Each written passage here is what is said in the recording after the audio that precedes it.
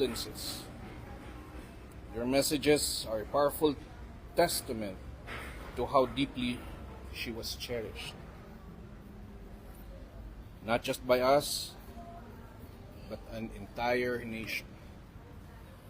Thank you for honoring her life, her work, and the lasting mark she leaves behind.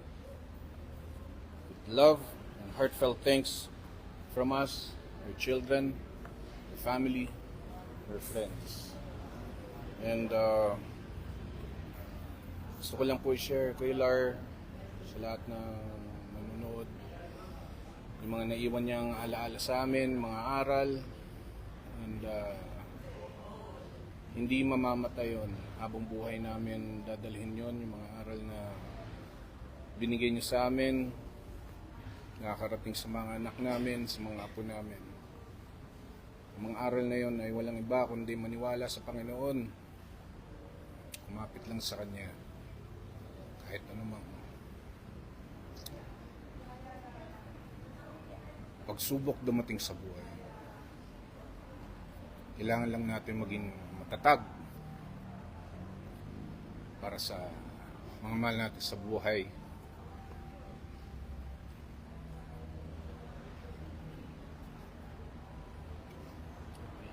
Sa pamilya namin. Ang mami namin, grabe magmahal yan. Alam natin yan. Grabe siya magbigay.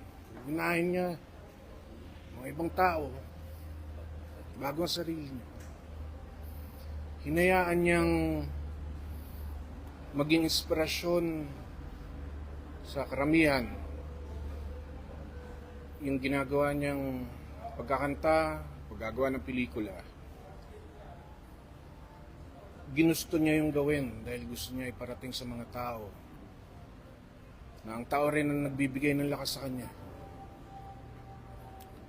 Na ang tao rin ang nagbibigay ng pagmamahal sa kanya.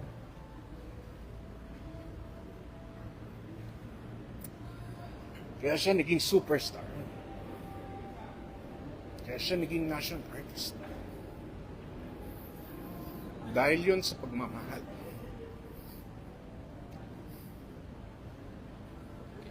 Dahil yun sa binigay na biyaya ng Panginoon, paniniwala kay Jesus Cristo.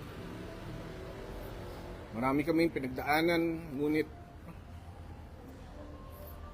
naging matatag kami dahil nakita namin naging matatag siya. Hindi lang para sa sarili niya, kundi para sa amin. Kaya, sa mga nagmamahal sa kanya, sumusuporta sa kanya, nagmamalasakit at nakakaintindi sa amin, maraming salamat po mula sa puso ko at sa mga kapatid ko, ang pamilya ko, asawa ko, mga anak ko, mga kaibigan naming totoo. Nakita namin yung buhay niya. Nakita nating lahat kung paano siya namuhay sa harapan ng masa, ng media,